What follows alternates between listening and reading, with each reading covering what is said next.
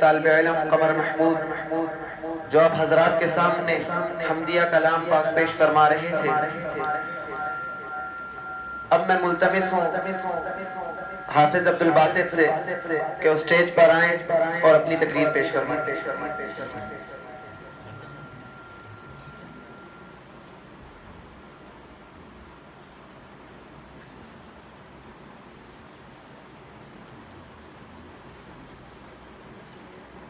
السلام علیکم ورحمۃ اللہ۔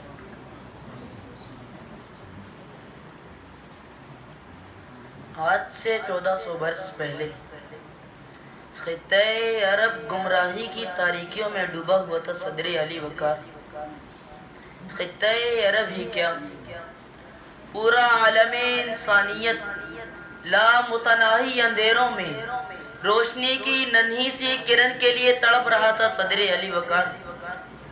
پھر یکایک زمانے نے تاریخ کا سب سے حیرت انگیز منظر دیکھا کہ اس سرزمین وحشت پر انسان نوازی کا وہ آفتاب طلوع ہوا جس کی ہر کرن دنیا بھر کے انسانوں کے لیے احسان عظیم بن گئی، کیونکہ جو بھی اس محسن اعظم کے دامن سے وابستہ ہوا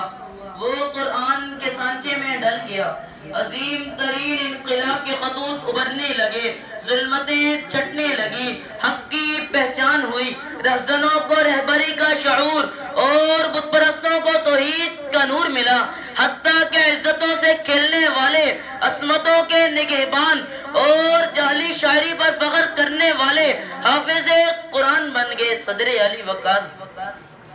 مذہب ہو یا سیاست، حمران علوم ہو یا معیشت، تہذیب ہو یا ثقافت، رزم آرائی ہو یا کشور کشائی، اصول شہریت ہو یا آداب جہانگیری، 1400 سال گزرنے کے بعد بھی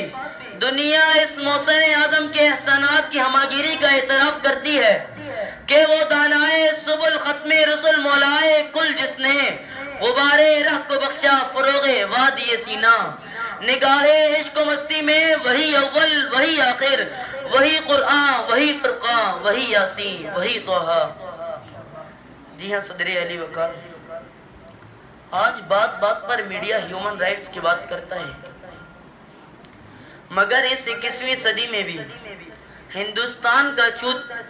وہاں کے برہمن کی برابری کا دعویٰ نہیں کر سکتا، کیونکہ اس محسن اعظم کی تعلیمات کا اعجاز تو یہ ہے کہ وہاں حبشے کا بلال،